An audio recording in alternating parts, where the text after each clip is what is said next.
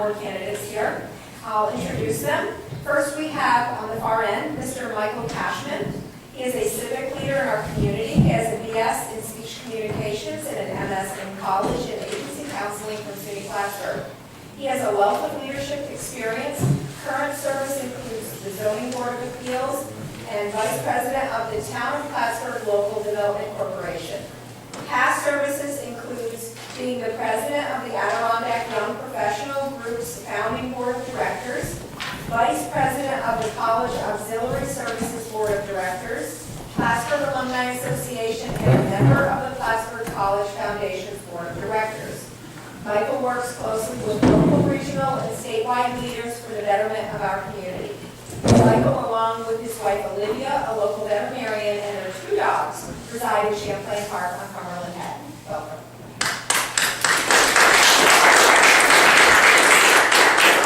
In the middle, we have Tom Metz. He has earned 2 master's degrees, one in systems management from the University of Southern California, and the other in computer languages from Rensselaer Polytechnic Institute. His undergraduate degree is in mathematics.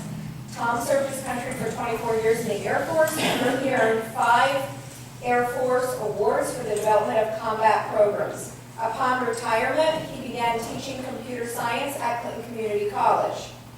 He is now retired. For over 30 years, Tom has voluntarily served the North Country Youth. He is presently on the executive board and acts as Assistant Council Commissioner for Twin Rivers Council. For the Boy Scouts of America, he is working with adult volunteers in 13 counties to help over 11,000 youth. As a volunteer for the Red Cross, he created the Red Cross Disaster Plan covering 2 counties and 100,000 people, and his plan was adopted as a model for other Red Cross chapters.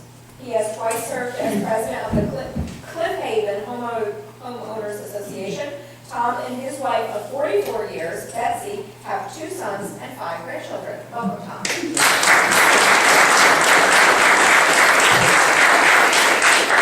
And Bill Brudvig is best known in the Plattsburgh area as the developer of Heritage Heights. A graduate of Oregon State University with a degree in business administration and accounting, he moved to our area 28 years ago and since then has spent the last 14 years in land development and home building. In that role, he has brought over $13.2 million worth of growth to the town of Plattsburgh, and that number is still growing.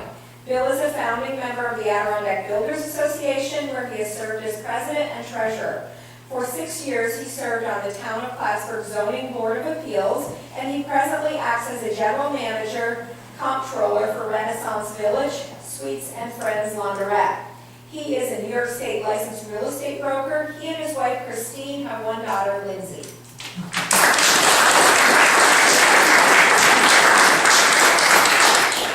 Now I would like to ask you guys, we will start on the end with Mr. Cashman. You have up to 4 minutes to make an opening statement.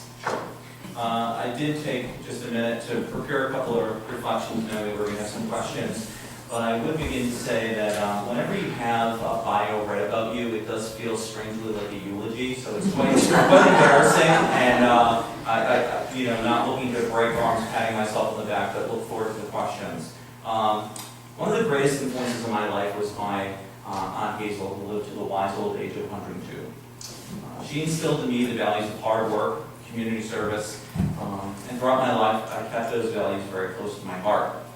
It's actually the very reason that I'm running for the Plattsburgh Town Council, is service. My passion for our community has inspired me to work for our community and with our community for its betterment. I served as previously stated, the president of the Adirondack Young Professionals, founding board of directors, and currently serving as the vice president for the Local Development Corporation and a member of the ZBA.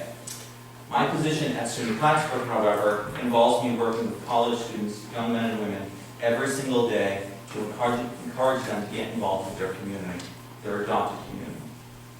Whether it be things like Relay for Life or the United Way's annual Day of Caring, which has become the largest one-day day of service within our region. My involvement with these groups have helped me to listen, to learn, and to lead the very principles that I've been taking out on the streets every day. For me, this election is about representation. We all have our challenges, such as better jobs, keeping taxes low, things like natural gas. As a resident of Cumberland Head, I certainly am looking forward to that someday, and economic growth. Our challenges must be addressed with shared community vision and a community plan. Community planning allows us to move the community forward, our community. We need to adopt sustainable practices while utilizing the public and private partnerships that are available to us. Our best resources are the people themselves that live, work, and learn right here in the North Country in the town of Plattsburgh. Our community has proven that it can face challenges such as the ice storm, Hurricane Irene, to the everyday challenges that we help our neighbors out with. Together, I'm sure we can build the town we want and that we deserve. If elected, you will find someone that is approachable, someone that is transparent, and someone that will work as hard as they can for you. I will serve you to the best of my ability. My votes will represent you, the taxpayers. I have the passion and the principles. I have experience to serve you as the town council person that you deserve, and I will work tirelessly to listen to you and to lead on your behalf. More importantly, my only special interest will be you, the taxpayers. I have created a website, Cashman, as an opportunity and a tool or a resource to connect with you, my constituents. Since the campaign started, I wanted to hear what your thoughts are, what your vision are for our community. That website is up now. I encourage you to check it out, learn more about photography, some of my goals that will come out, I'm sure, as we go through the questioning period. But more importantly, it is an opportunity for you to share with me where you believe we need to move forward.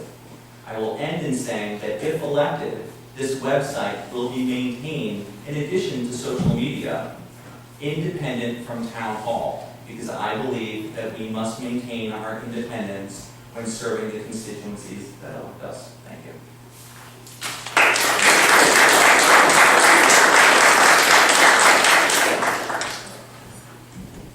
I'm on. Okay. First thing I want to do is thank the Cumberland Head Taxpayers Association for putting the evening together. And a pitch to all the men and women out there to join their email list. They are extremely vigilant in watching over the town's government and operations. And I'm sure they will continue to be vigilant. Whoever wins, they're going to be on my case as well. I am Tom Metz. The Air Force brought us to Plattsburgh over 30 years ago. And when it was time to retire, we discussed it, and we decided this was the best place to be. I built the Red Cross's disaster plan before the ice storm, thank you. Worked in financial programs, and then started teaching at Clinton Community College. Later I taught at Plattsburgh State.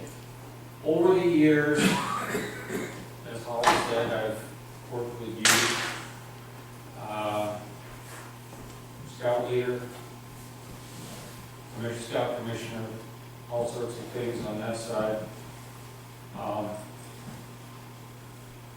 I've served as Vice President of the Adirondack Council for programs, which included camping,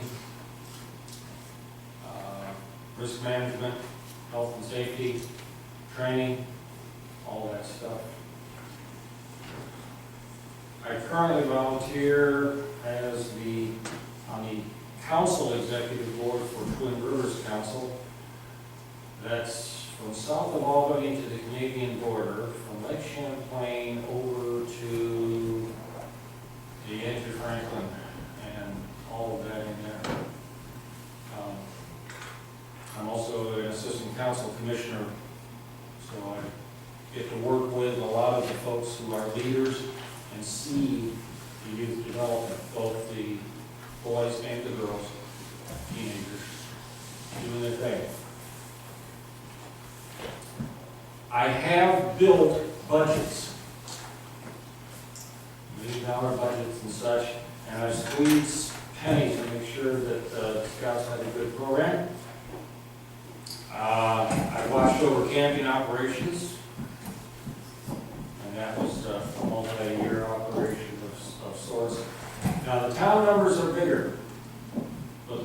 principle remains the same: deliver the best service to the customer.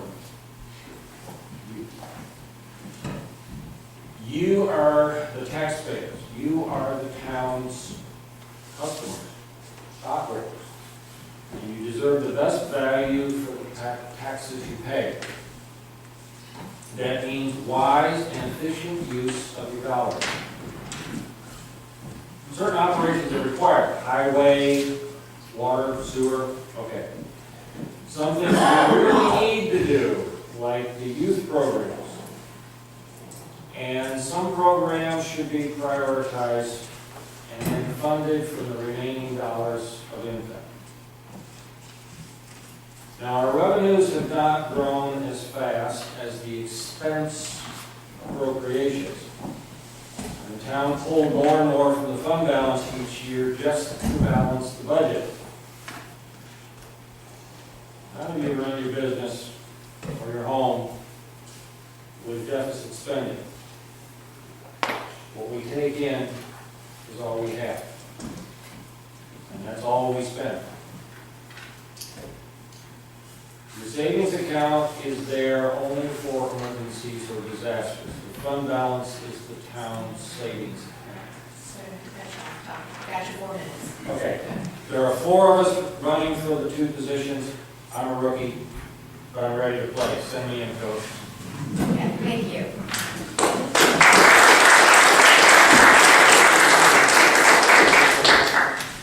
Hi, thanks for the opportunity to be here. Thanks for hosting this. I'm the guy that didn't expect to be sitting here. In 1985, I came to town. I was told this was a resort town on Lake Champlain. I came sight unseen. I married a local girl, Christine, and 25 years after we were married, I'm still here. When I told people that I was running for this seat, my friend said, "You're crazy. What are you doing that for? What do you want to be a politician for?"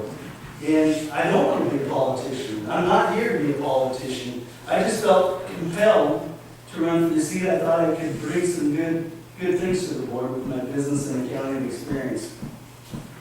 I think the board needs more balance. I've seen a lot of the things they've done. It seems like they're all flocked together. One person leads the show and the others just go along with it.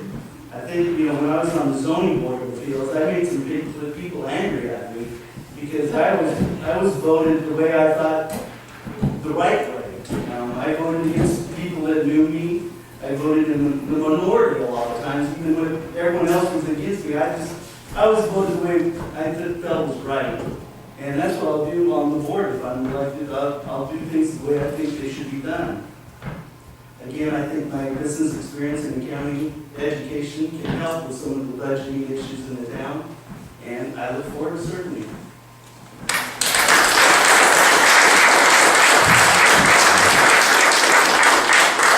So now we'll start our round of questions, and Mr. Cashman went first. So Mr. Metz will go first for the set of questions, and we'll rotate around just like we did with the last.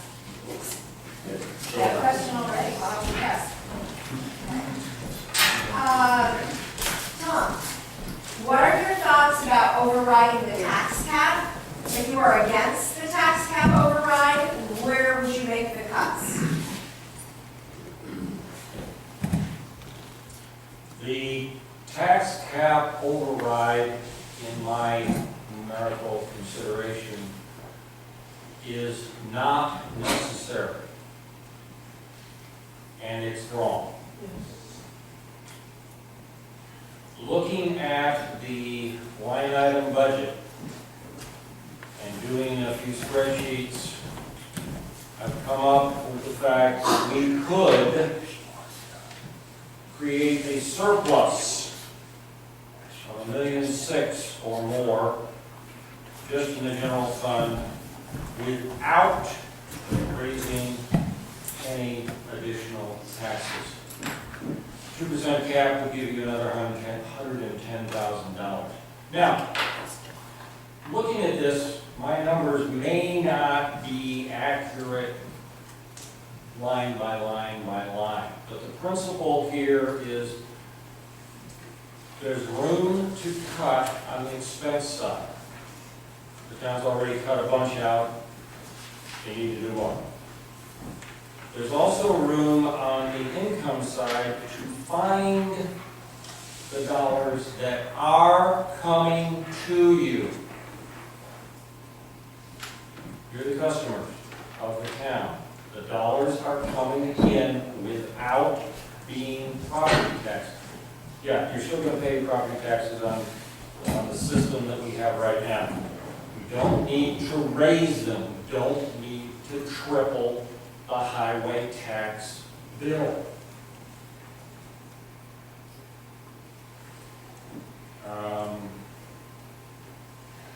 What do? We identify the numbers, we identify the dollars that are there. We use the revenues, we cut the expenses.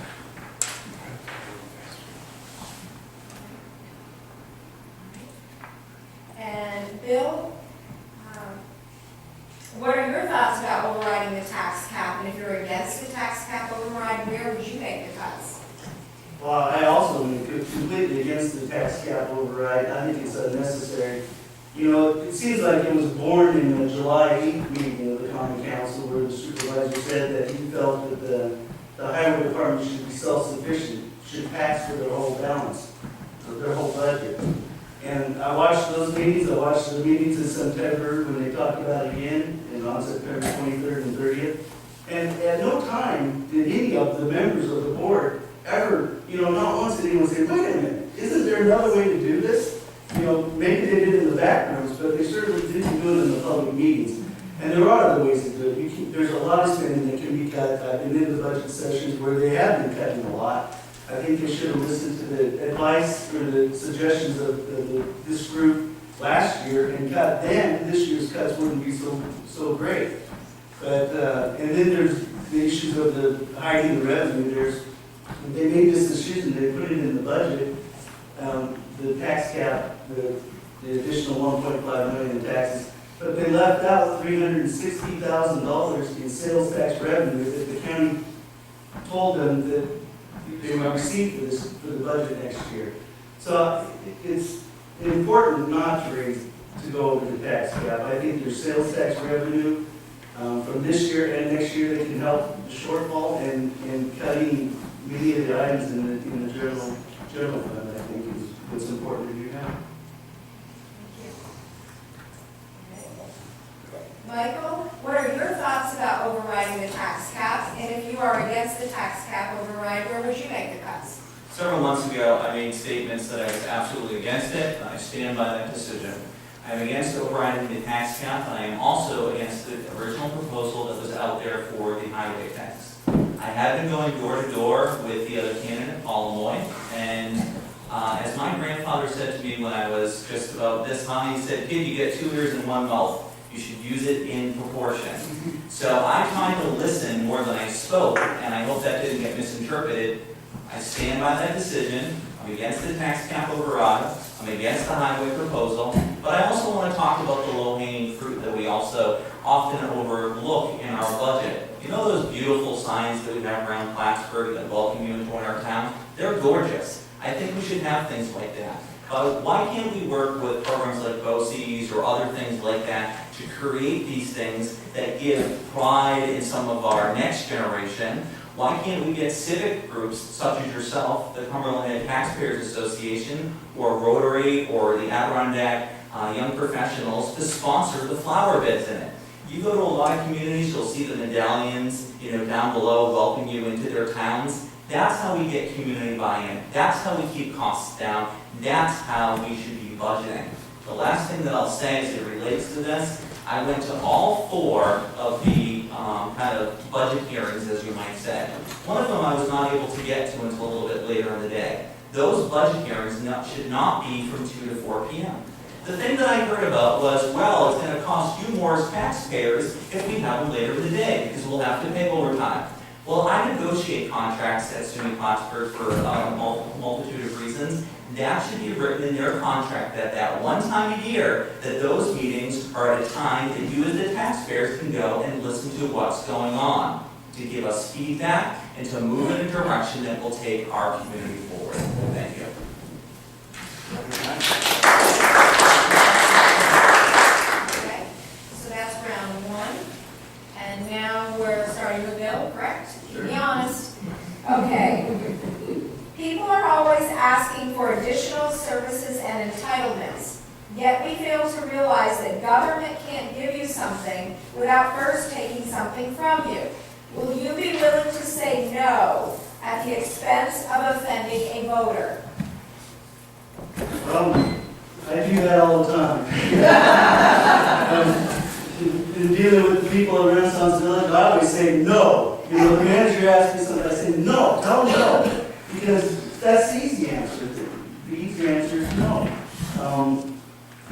When I was on the zoning board, I sat from those people and, you know, they came to us asking for a variance, and I was more often than not the one that said no to the people. Was it, are you Mrs. Gaston? But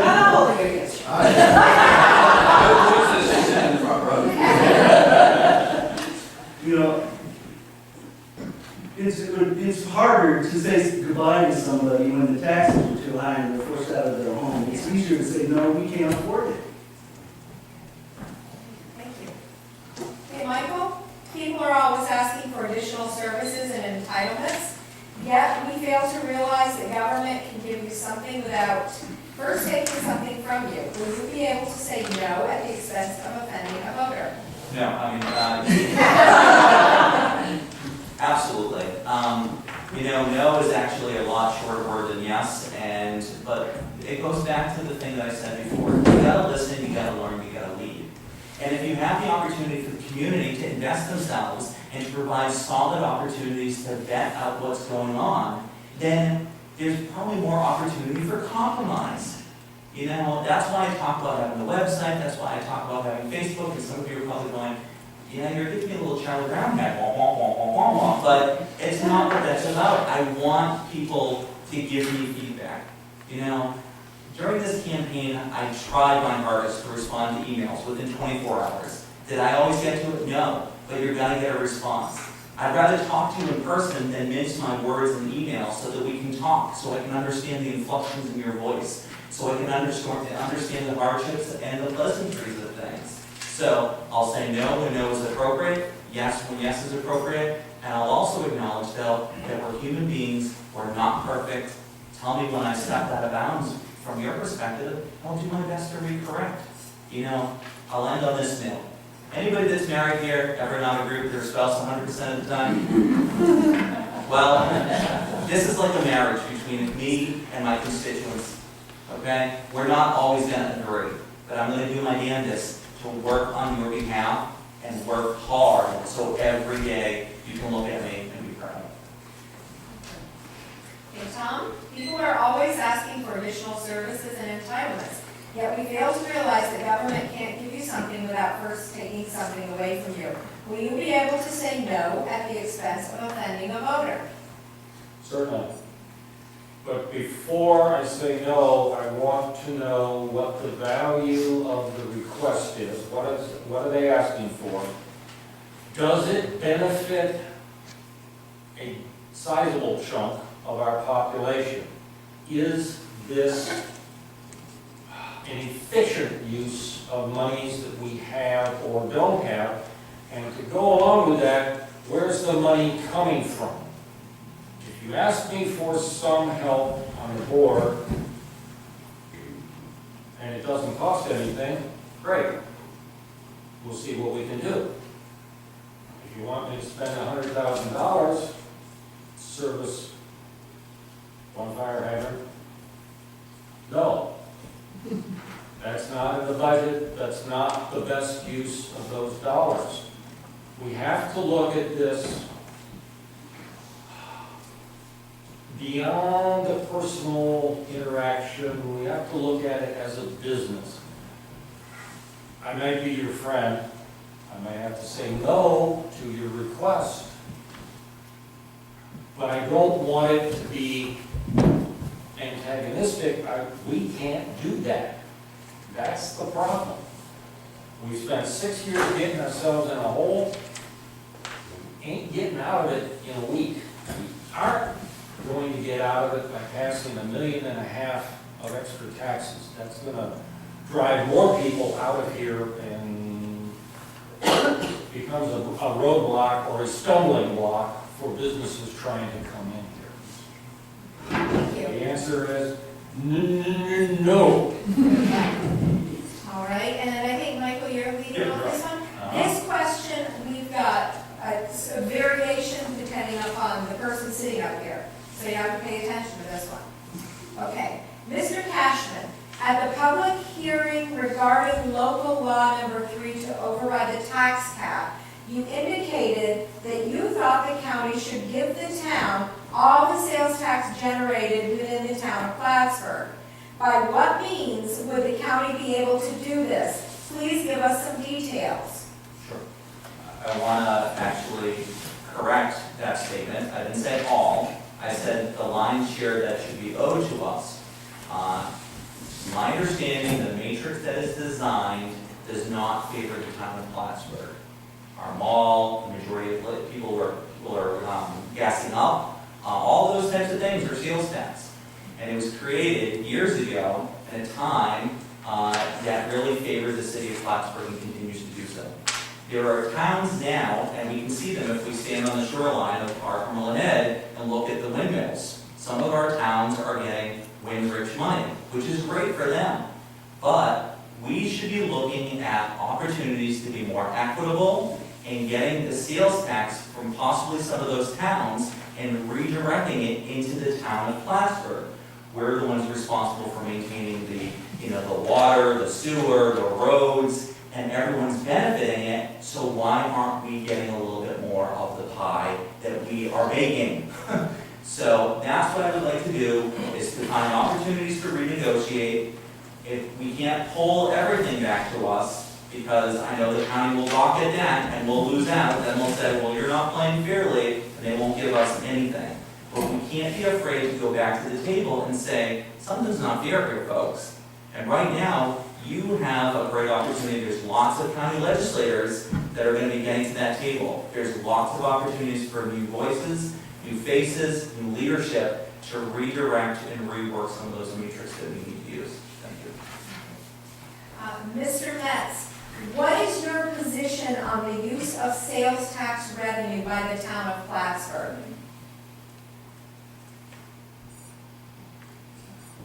Same or different? Is it slightly different? Slightly different. What is your position on the use of sales tax revenue by the town of Plattsburgh?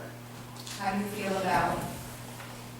For 30 years, from 1980, and Marty remembers starting this, I'm sure, we relied solely on sales tax to fund the general fund and the highway department. Now, the numbers are going to be different when you look back at that, but if you take that and make everything even dollars across the time, the value was there. Since then, the town has grown considerably. We have more businesses, we have more sales tax coming in, the county is doing well that way. Sales tax, if you will, I'll call it a voluntary tax. Because when you are buying something and paying sales tax, you have a choice of what to buy and therefore how much you pay and how much you pay in sales tax. When we put the tax on property, you do not have a choice. The previous round one talked a little bit about that and the fact that after 3 years of non-payment of taxes, the county takes your property. We've been walking around, we've been talking to seniors, we've been talking to people who aren't seniors but are on fixed income, and they've got a problem. Because if we continue to do this, they will be forced out of the area, out of their home. There's people who moved here because this was great, this is where they wanted to be 12 years ago. They thought it was great to be here, and as soon as they can, they're gone. Not right. Thank you. And Mr. Brudvig, what is your position on the use of sales tax revenue by the town of Plattsburgh? Well, I think historically, sales tax revenue has been adequate to fund our general fund and our highway fund. I don't think we can't change the matrix. The matrix, the formula is set by the state. I think it's fair to us. I think, we get about as much as the city does now, and if we took more of the pie, it would be to the detriment of the other smaller towns in the area. But people talk about, the new employment we have is just restaurants and stores. Well, all those restaurants and stores add to the assessed value of the tax base of the town, and all of those make our part of the pie bigger. I guess part of the question is, in the alternative, the county could keep the sales tax money and reduce our town taxes by doing that. In which case, it's like Jerry said, it wouldn't be a wash in a way, because we would simply turn around and have a general tax for the same amount of the sales tax. But there's benefit to that, because if you did that, if you didn't take the sales tax and reduce our county tax bill for the town residents, and we had a general tax at the same time, the taxpayer would pay more town tax, less county tax equally. But the town, on the other hand, would get all of the revenue all at once. Right now, we get it quarterly. At the end of the quarter, a sales tax run rolls in. But if we let the county keep the sales tax, they would give our estimate to us up front, loaded up front. So the town would be flush with cash at the beginning of the year, and then it would, toward the end of the year, it would equal out. But I think the way it's run now is equitable and fine. Okay, thank you. Mr. Metz, there is a perception that our town leaders are not approachable and don't feel they are accountable. How would you create a more open, transparent town government?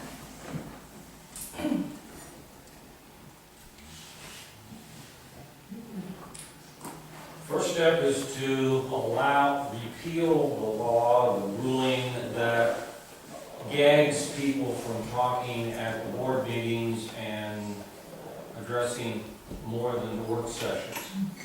We need open dialogue. We need open access to the documents,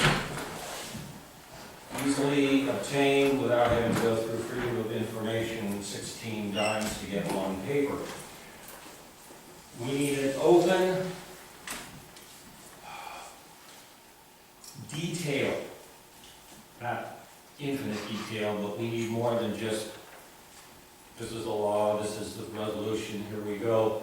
We need to understand why something, you need to understand why something is going on, and it's up to us as the board to make sure that that information is there on the town website in time to study it before coming to a meeting. Handouts, perhaps, at a meeting or at something that would allow you to follow the logic, the reason that we're doing something with your dollars. The town is growing. We hope to keep it growing, want to keep it growing. From last year to this year, the assessed value went up 4.7%. If you didn't raise taxes a nickel, you'd still have 4.7 more dollars coming in from property, and who knows how much from the sales tax. Sales tax, the county tells us what to put in the budget. That's virtually guaranteed. The only guarantee is, the only unreliable part is how much over that bonus is going to be at the end of the year. If it's a good year, we're good. Okay, very good. And Bill, there's a perception that our town leaders are not approachable and don't feel that they are accountable. How would you create a more open, transparent town government? Well, I think also the first thing is in January of this year, the town did have a new policy saying that at the televised board meetings, there's no public speaking portion of those meetings. I think that should return. I think that's important.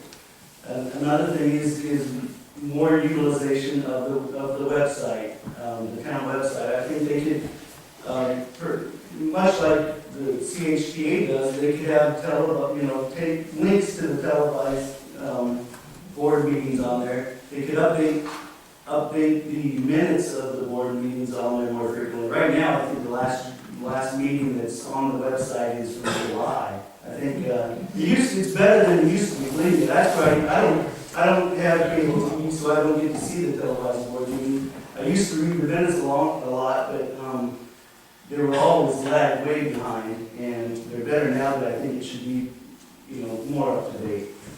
And more links on the website with information on budgets, budget hearings, and things like that. And naturally, I would say, elect more people that will be more open and accountable, and that will return phone calls and emails.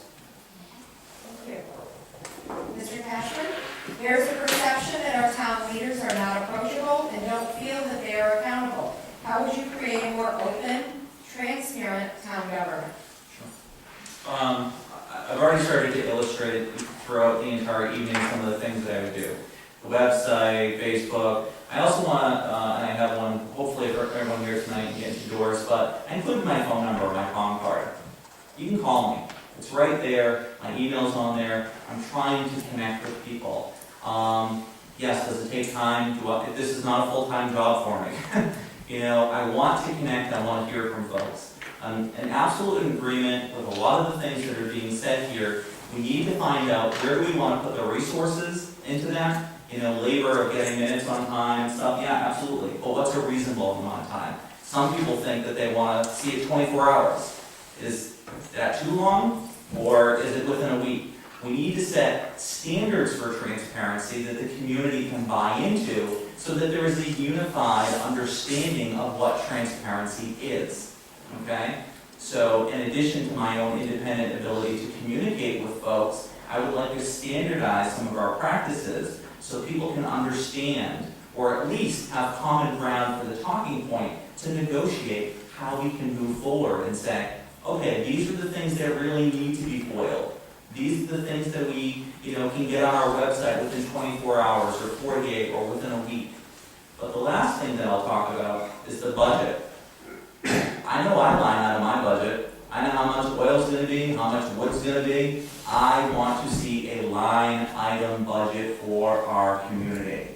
That's the number one priority. And it goes back to those public meetings that people can go to after their work day. And yes, does that put a certain amount of stress on people that need to, make the decision where our budget's going to be? Yeah. But if it's public, if it's transparent, and we're inclusive as a community, we'll get there together. Thank you. Let's see. And Mr. Brudvig, you're first. Okay. Please describe the audit findings with respect to the water and sewer department and what should be done about that. The audit findings of the water and sewer department. Well, I'm not sure what you mean by that, but The findings section, I think, is what is meant here, where they found some problems. oh, okay. Yeah, they're having trouble reconciling the balances between the different departments in the town. You'd think with their accounting systems, they'd be able to figure that out, but for some reason, they can't. It's a basic accounting thing, checks and balances and cross-referencing. I'm not sure, a bill comes in and the receiver receives it and puts it in, but the billing comes from the water and sewer department itself. I think somehow they've got to integrate that and make it work more cohesively. Okay. And then we'll move down to Michael. Please describe the audit findings with respect to the water and sewer department. What should be done? There is a lot of stuff going on in our town. And I'll be the first one to say that there's a lot to buy into over a period of time. So one of the things that I would like to do, and it relates, I hope you'll see the connection, one of the committees is basically the audit committee. There's 2 council persons that sit there and stamp off or sign off on all the bills, okay? I would like to be appointed to that committee so I can see the in and outflow of where our money and your money is going. It will give me a better understanding of the ongoing audit structure to be part of that problem, solution, focused team that we need in the town, okay? Right now, we're doing the listening tour with you folks, our constituents, the voters, the taxpayers. The next step that I want to do is to go through and have a listening tour with the employees at Town Hall and figure out what ideas do you think are working, what don't you think are working, and also do that with our local businesses. All of that together, wrapped up, is going to allow us to be stronger when we're doing our books, understand what's going on with the books. And Tom, please describe the audit findings with respect to the water and sewer department, and what should be done. Start by finding the dollars. For the past 4 years, the independent auditors come in and they look at the town, and they look at the different funds and the different departments as what they're supposed to do. And they have been unable to audit properly the water and sewer department because the accounting records are messed up. Over this time frame, the water and sewer department has tried to bring in an accounting package which is designed for water and sewer for these type of departments. So you keep track of things. You've got automated process to take the meter readings, take the different pump readings, and correlate it all together and come up with volumes moving through the system, let's leave it that way. And we're getting some of these volumes out of the computer instead of real numbers. They've brought in 3 separate accounting packages over this time frame. None of them have proved to work. Now, these are professionally designed packages. This is not me writing a piece of code on the back of a computer printout. I don't know if we've got a training issue, an unwillingness issue, or if we've got some sort of a systemic issue in the process that feeds the data into the data entry. We've got some problems. Michael would like to go talk to the people. I certainly want to talk to the people who are inside there and say, what is the key here to get this resolved so that the water and sewer knows what they've got to work with? By the way, they do have money to work with. They are not like the general fund. They're not broke. They have a fund balance. Last year, 2012, they had a surplus of $1.5 million that went into the water sewer fund balance. Thank you. And now we're starting with Mr. Cashman. In light of these trying fiscal times and talk of a 47% increase in the tax levy, what is your position on a 2.5% raise for the town council and the town supervisor? Simple. Absolutely not. Okay. Tom, do you need the question repeated? I don't think so. This is something that I was talking about when I tried in 11, and it hasn't gone away. The board is in a unique position as a town council in that they set their own salary, so like Congress. And over the past 8 years or so, their salary has increased somewhere around 15%. Now, I will admit that in 11, they had a 0% tax, or 0% salary raise. It's also when 3 of you were running, wasn't it? And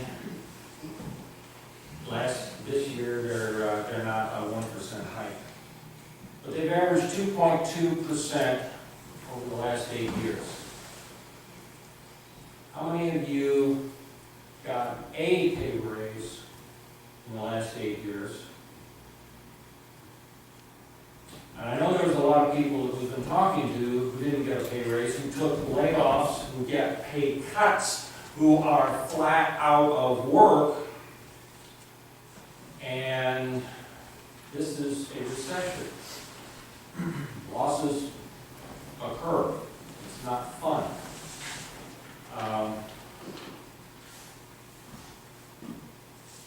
The council sets the pay scales for the entire town employee package. But I think that while they did hike their own salaries, what they did was maybe legal, but I don't think it was right. And I would like to hitchhike on that 1 second. The council and the supervisors should serve out their term at the salary they were elected at. Thank you. That's my position. Bill, in light of these trying fiscal times and a talk about a 47% increase in the tax levy, what is your position on a 2.5% raise for the supervisor and the council? Could I have an easier question?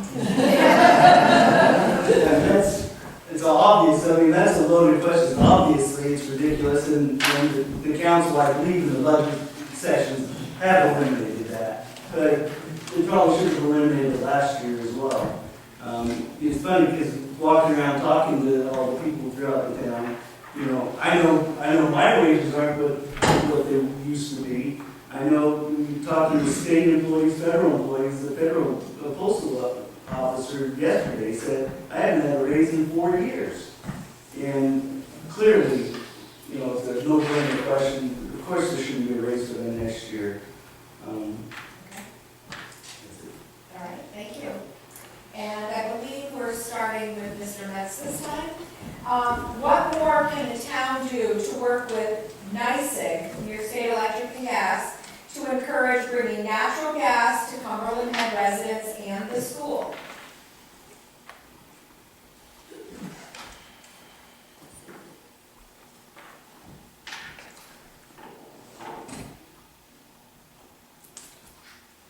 We need to keep the lines of communication open between all of the parties, Cumberland Head area. We've been asking people, not everybody, but we've been asking people if they have signed up, if they want natural gas, have they signed up and sent in their letters. The town could, in the newsletter, could have a listening session out on the head to see what's going on there. I think we need to open a line of communication with the school board, with the school, to see if there's something from that side. NYSEG being a corporation has to abide by the rules. We need to find out what all those rules are. I do not have a lot of background with natural gas utility installations, but I've got it, I watched it being put in, but I don't know the permit process. As I understand it, NYSEG has a zone that it can install gas in, and it has to work within that zone. If it runs an inch of pipe outside of that, they get swatted. We don't want that to happen. We want to encourage them and have no penalties coming down on that side. The key, I believe, is if the school wants to convert to natural gas. If they will do that, then NYSEG will have the Cashman, the revenue stream that it needs to justify running the pipe or running the gas feed line in from out by Gus's somewhere. And once that's into the head, it will be a lot easier to run the laterals off of that to the various areas. Okay, thank you. Bill, what more can the town do to work with NYSEG to encourage bringing natural gas to Cumberland Head residents and also the school? Well, I think you need to mobilize the people to do it. I talked to Bill Horner, who's in charge of that with NICEAG. And they have less, you need to send in the commitment letters. They have less people signed up with that commitment letter now than they did originally. He also told me that the big linchpin on Cumberland Head is the school. He said that the former superintendent wanted no part of it, but the new superintendent is open to it, but he hasn't signed the commitment letter. If they get that commitment letter from the school, they would probably plan on bringing it out at least that far. It'd be a big capital project for them. It would take a while to get out there. But then once you bring the trunk out, you can zone off of it. Another thing Tom tried to talk about is the franchise. The NICEAG has a franchise throughout the town of Plattsburgh, but apparently they didn't accept it all at one time. Because, and now, like, for instance, I built a new street this summer, and I have natural gas running right by that street and on the other streets in Heritage Heights. But because my street was a new street, it wasn't listed in the franchise. And so I had to lobby the Public Service Commission to allow NICEAG to put it in there. And so the Public Service Commission needs to understand that we need gas throughout Cumberland Head, throughout the town. And if certain streets aren't listed in the franchise, the Public Service needs to open it up so NICEAG can do that. Thank you. Michael, what more can the town do to work with NICEAG to encourage bringing natural gas to Cumberland Head residents and the school? Sure. First, the town can take a more prominent role in putting stuff out there. Brian at the store has a sign on the side encouraging people. There's been lawn signs. You know, Cumberland Taxpayers Association has done some great work in having some informationals.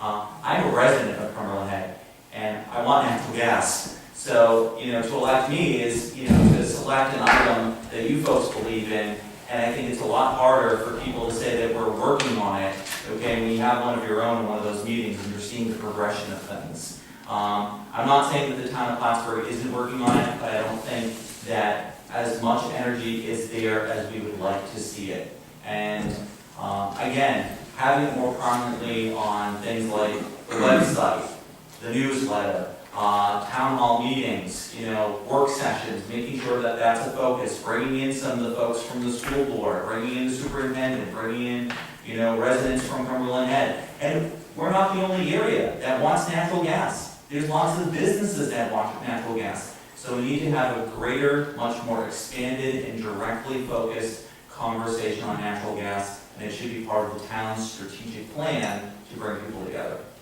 Thank you. And now I'm going to make an executive decision here. I've got 2 questions for 2 different candidates, just for them. So I'm going to ask those, and then there's still a number of questions. So for after I ask these 2, I'll give them each 2 minutes. What do you say for the remaining 2, so we can get to all of them? Maybe just change, you got to give your answer in a minute. So, because we got so I've got a minute on every one of them. So I'll go. Okay, folks, here's the deal. I'll talk as fast as I can. If you get done listening before I do, okay, I'll keep talking. Okay, so Mr. Brudvig, this one is for you. As a builder, does Cumberland Head hold an attraction for you, and would that affect your thoughts and policies on the town council in regards to such thing as zoning? Yes, I think Cumberland Head is a great residential area. I think it should be more residential building than Cumberland Head. You know, I'm going to say things that they're going to kill me, but I think there should have been sewer out here. I think the way the town went about it was wrong with all the grinders and the pump stations. But I think for development, sewer is important. I know we're up on Wallace Hill, they're dying for sewer up there. They have problems with it. But if this town's going to grow, Cumberland Head is a great place for residential development. And, you know, when I was on the zoning board, here I go again. You know, it's like there's a mentality of not in my neighborhood, not in my backyard. You know, most of the people, they clamor for one acre zoning, but most of the people that live in Cumberland Head have much smaller lots than 1 acre because most housing is around the perimeter or in Champlain Park. I think Cumberland Head is a great opportunity for more residential home building for great neighborhoods. And I think that the town should explore more development out here. All right, okay, and I think the other one that I have, make sure I don't have anybody else's name specifically on it. Okay, Mr. Cashman. On June 16, 2008, the town board passed resolution 08197, resolving to include grant procurement and management as part of bookkeeper's duties. The salary was to be adjusted at $9, to add $9 an hour. This adjustment to be paid by the LDC beginning on July 1, 2008. From July 1, 2008 until December 2012, the LDC never paid a dime of the bookkeeper's salary. Rather, the town of Plattsburgh taxpayers paid the LDC's share of his salary amounting to $20,991. When it was brought to the attention of the town board that the LDC had never paid one dime, Mr. Correll, acting as both the bookkeeper to the town and the CEO of the LDC, was allowed to decide how much the LDC would reimburse the town taxpayers. He decided on $7,650, a fleecing of the taxpayers of $13,341. Since you were VP of the LDC with Mr. Correll deciding how much he wanted to reimburse the taxpayers and how to approve the expense, and since you continue to be its VP, should we assume this is how you will treat the taxpayers if elected to the town board? If no, explain why you let it happen at the LDC. Couple things. Is this a minute or 2 minutes? This is a 2 minute. Okay. It's It took 2 minutes to read it. Okay, a couple of things. First and foremost, I hope you are gleaning from this conversation. It is gleaning. We're just giving little bits to hear from us tonight. My approach to fiscal responsibility. The LDC and the town of Plattsburgh's relationship is very complex. You could tell by that question. I have to sit down and break some of that apart. When I joined the LDC, I did so as a general member and soon moved up to the vice presidency because I believed that the LDC could be a stronger partner in the town of Plattsburgh. I continue to challenge some of the responsibilities of separating out from the town of Plattsburgh and the LDC. We just had a quarterly meeting recently. And I said to the point of, why aren't we accounting for in our audit structure the in-kind services that the town gives us? For example, Phil's office is in the town of Plattsburgh. So there's natural relationships there. We need to better find out and having collaborative conversations, taking the LDC and the town of Plattsburgh board and meeting together and saying, how are we going to work this out? The LDC is a non-paid volunteer group, so are there things that can be corrected? I'm certain there are. And I would advocate that through the structure of conversation that we go back further because there is a coffer there that the LDC could appropriately refund should it be deemed necessary. So I'm fine with that. Okay. All right, now we're going to go, this is the lightning round. Okay, so 1 minute, and I guess, Tom, we're starting with you. Okay. Okay. If cuts in personnel were needed to get under the tax cap, because you already said they weren't, but anyway, if they were needed to get under the tax cap, what positions would you cut and in what departments? Okay, I think the answer is going to be a multi-part, might be 2-part, 1-part. There are several people who have indicated they are intending to retire soon or this year. Okay, go ahead and retire. Maybe we have to do something to negotiate a little bit of getting them out. The other side of the coin is to do what I would call a manpower study. Dave, you still here? You remember those? Okay. That's where we track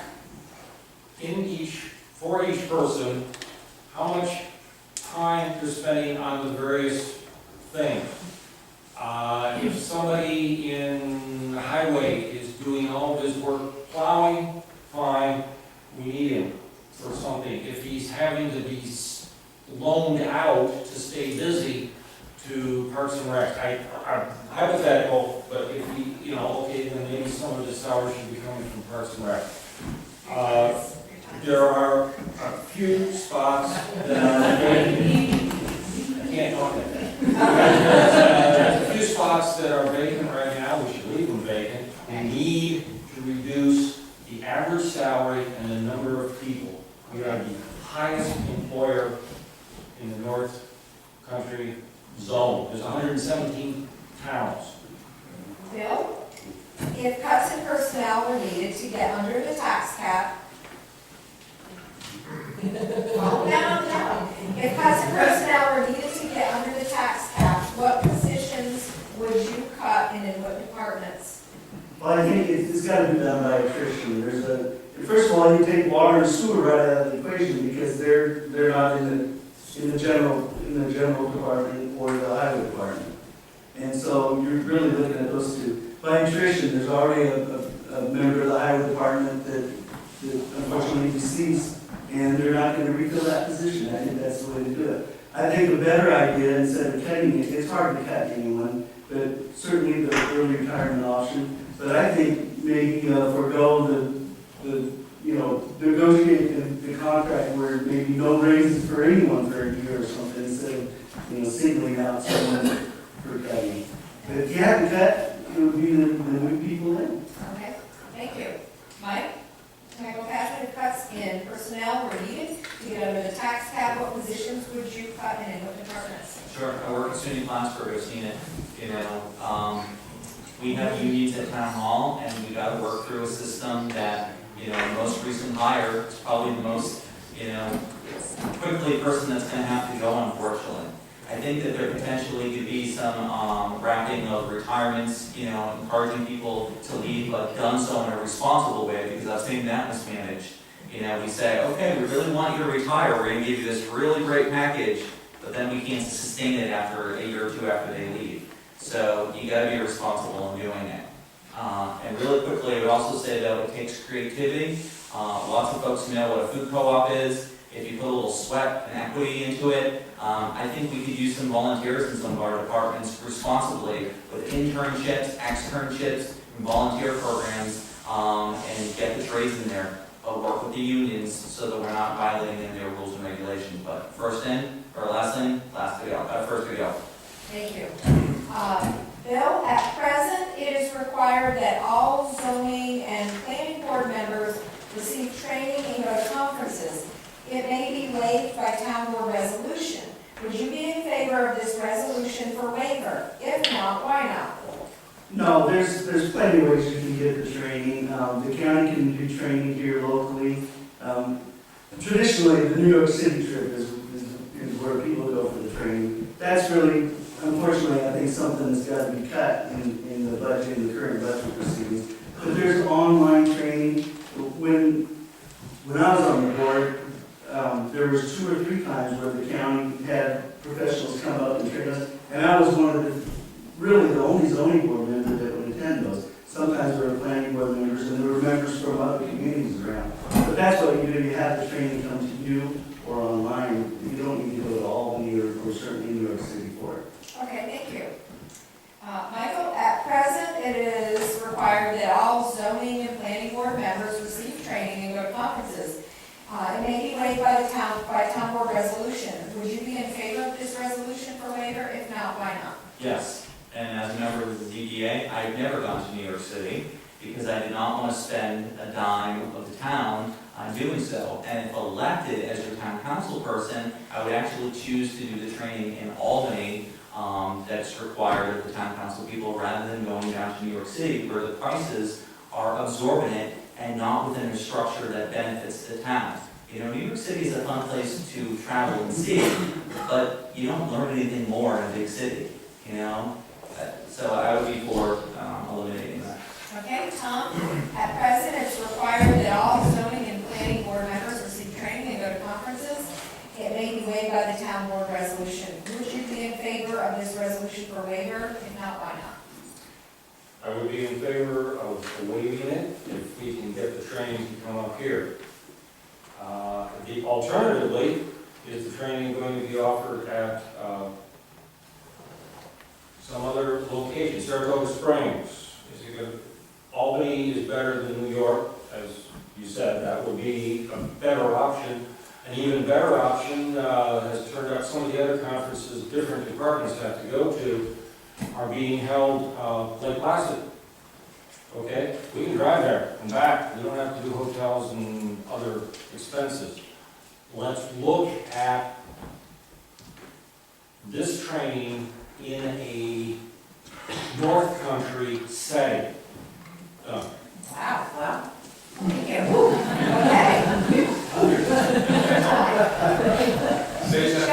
I'm saying that. So are we with, no? I did first. Yeah, you did, okay, Michael. In retrospect, would you support the takeover of the lighting district and why? I would want more community conversation, because I'm hearing both sides of it, and that's what we've been talking about, is, some people really believe in it, some people really don't believe in it, and I haven't gotten to all the houses yet. The election is still going on. I want to hear more before I answer that, and it's not to be offensive, it really isn't. But I've talked all evening about community input. There looks to be a potential savings that can occur.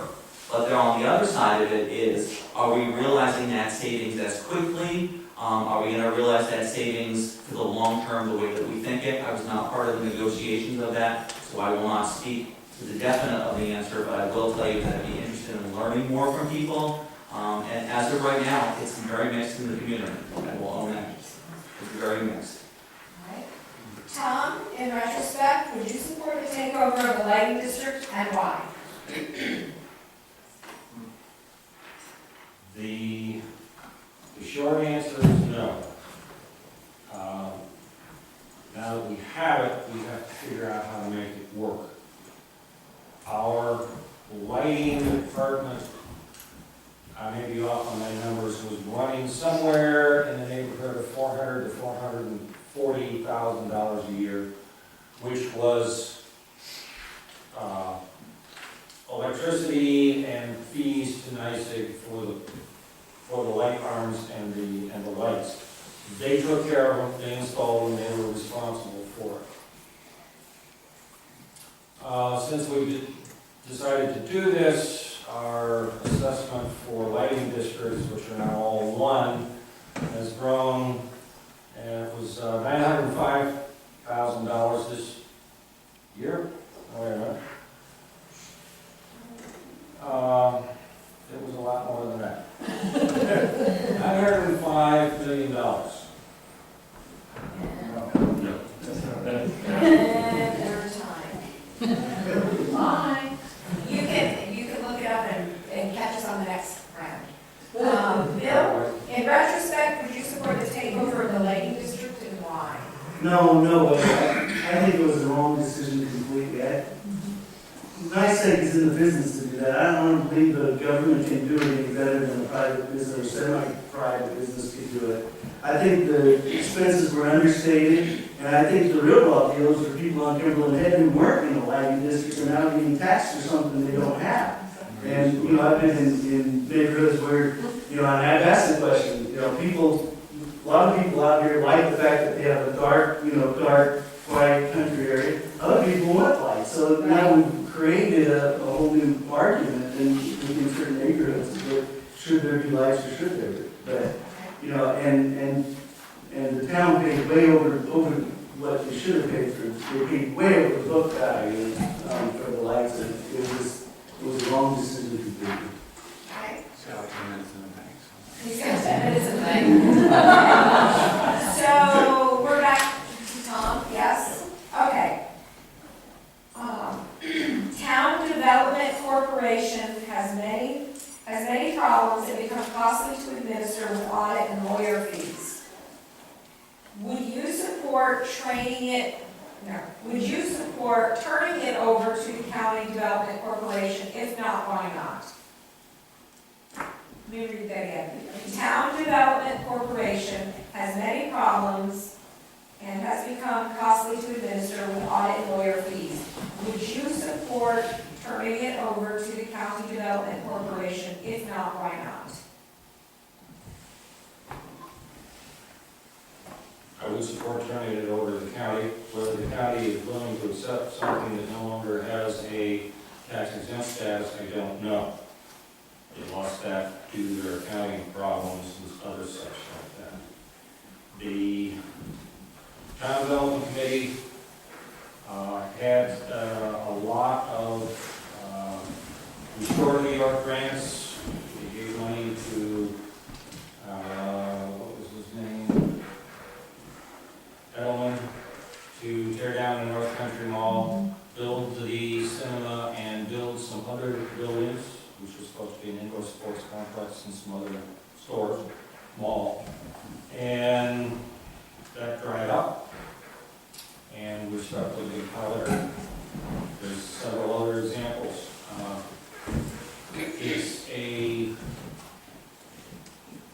The county is trying to bring business in. It is natural for businesses to want to be in the town or city where the population is.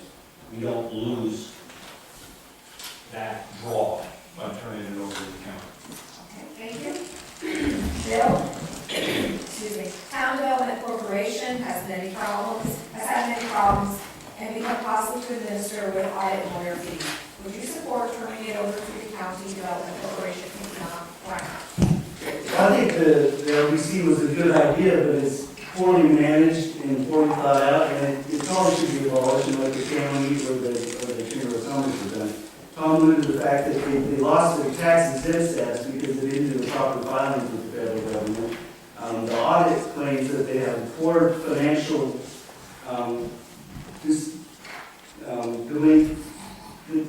the financial duties aren't separated the way they should. They have poor reporting. It's supposed to be completely separate from the town, but their office is in the town hall, and they do an exchange of services. There was an issue with their director being paid by the town when they shouldn't have been, and it was supposed to be town driven, but they've they've got bad loans for one thing, but then they loaned money to a restaurant in Dannemora, which is against their charter. So, and frankly, I'm surprised they have people on the board without financial experience, and to give these people that responsibility, I think they should have some banking and some financial background, instead of what I see on that board. Thank you. Michael? Town Development Corporation has many problems and become costly to administer with audit and lawyer fees. Would you support turning it over to the County Development Corporation? If not, why not? Sure. I also anticipate my fellow fellows up here want to turn over the town of Plattsburgh then to the county, because we've had some auditing problems and some, things. Hey, things don't work. I'm the first to acknowledge that. I'm not going to lie. The LDC's got its issues. I think we need to go in, as I said before, shake things up, hold people responsible in the ways of getting some education going on in there. I'm the first person to admit I'm involved in the LDC and been trying to challenge some of the things that have been going on in there. Okay? One of the things that is not true currently is we do have the 501(c)(3) nonprofit status back. When the whole IRS was going around basically bullying people, I shouldn't say that on film, the NSA probably listening to us, that they mismanaged the paperwork on part of that. So the town of Plattsburgh, LDC, does have its 501(c) status back, but we need to work more in collaboration, and I would like to see it in the strongest entity of our community, whether that is the town or whether it is the county. So I'm not opposed to it, but we need to work from within and then build coalitions. Okay, thank you. And then, we're at Bill? Yes? Okay, would you be agreeable to an incentive compensation plan for council members and supervisors? For example, there's a bonus if taxes go down. Otherwise, zero, I guess. Bonus and bonus. An incentive program. Absolutely. Again, this is a silly question. Of course not. There should not be an incentive bonus. I mean, you're elected to do the job, you go in and do it. Hopefully, I hope and expect that we can keep expenses down and hopefully, you know, by expanding the tax base, reduce the tax rate. But there should be no bonus for the board or supervisors, absolutely not. Okay, Michael, would you be agreeable to an incentive compensation plan for council members and supervisors? I think we're all gonna agree on this, and we get to another question, no bonus. Actually, reduce the target pay. Okay, then, Tom. No bonus. An incentive plan might be great for the employees to find ways that we can save you money. But we on the board are your trustees. It is our responsibility, it is our duty to chew this thing down and keep it as efficient as we can. I think we may have already kind of danced around this one already. Okay, well, she's working on that one. I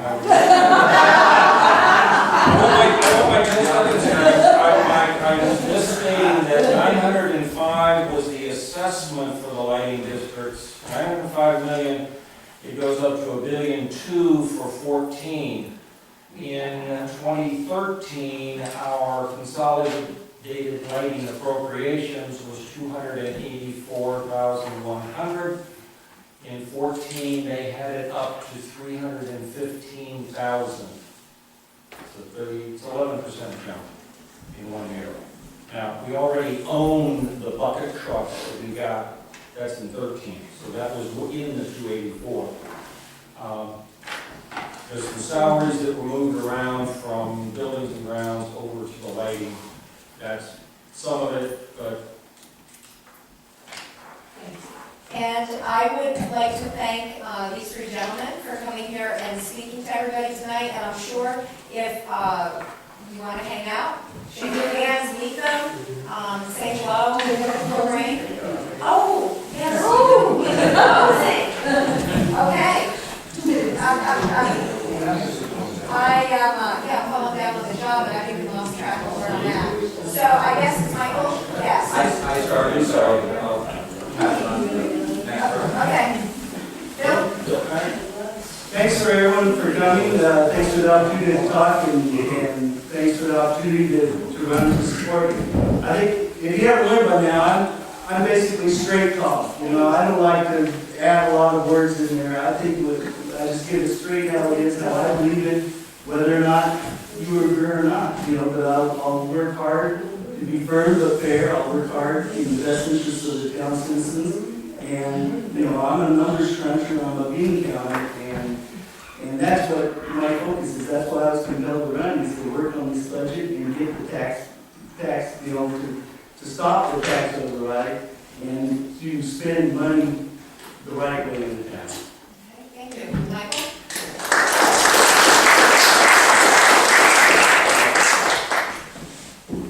So, 14 years ago, I came to college at SUNY Plattsburgh, and I just happened to fall absolutely head over heels with a young woman named Olivia at freshman orientation. Little did I know that 14 years we would be here in the North Country. We chose to stay here, like many of you. We were actually having a conversation in the back. Our community is a wonderful makeup of natives and transplants, and I'm proud that my roots have sown into this earth, our community.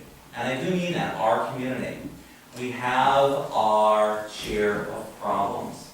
I will listen to you, I will learn from you, and I will lead with you, not for you, but with you.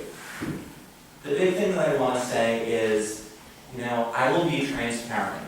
I will offer multiple means to communicate with you, and I will do my best to meet you where you are. That's the best that any council person can do.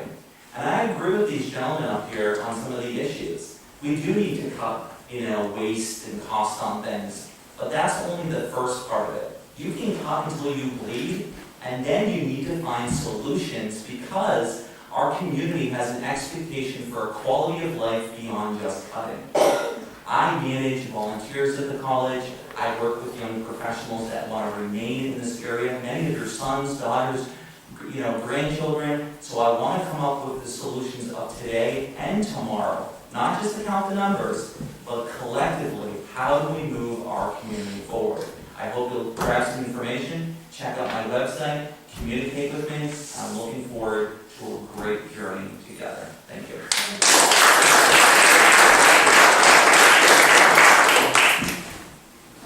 Okay, thank you all for attending and for your questions.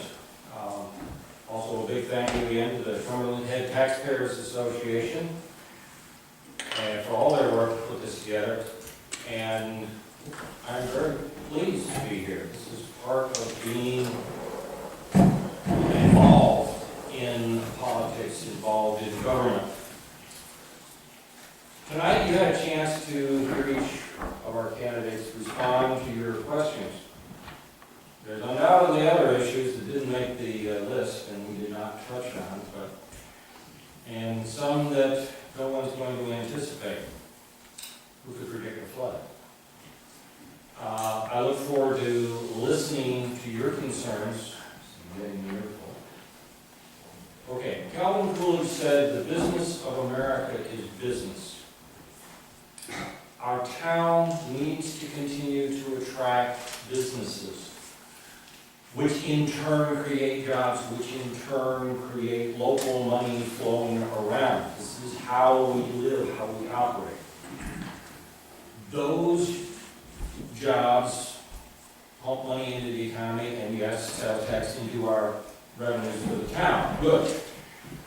The town can help bring here by ensuring that the needed infrastructure is in place: roads, water, sewer, and a reasonable tax rate. One of the considerations for companies coming in is, what is the tax situation at this prospective location? Now, they might wind up with a pilot, which is good for them for 10 years. If they like it, they may stay. Hopefully they will. But they also have to consider their employees. Are they bringing in managers? Are they bringing in skilled engineers? Are they bringing in somebody, or trying to hire locally somebody who's going to be needing a lot of money just to pay their taxes? It makes it a less attractive spot for their employees. We already have a lot of roads, we can spend water and sewer, okay. But we definitely need to demonstrate a business-like approach to government operations.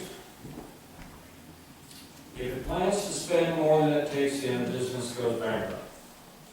And a government creates debts for the next generation. That's not the way to go. And putting it all on property tax is not the way to go, because it forces seniors and fixed income to die. The board can retune the budget to make it less expensive, yet still deliver the services we deserve. Okay? There's money in the budget, correcting that would not cut programs. Can the board do better? Yes, and it should.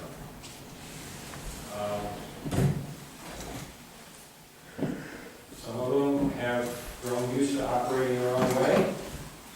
You need to wake up and smell the recovery. It's not, it stinks. We aren't there yet. We've got a ways to go. The town has an obligation to you to spend as little of your taxes as efficiently as possible to provide the services and programs that we expect. Okay. They have no business abusing your trust, our trust. Our town needs some new blood. Give me a chance. Vote for Tom Metz on November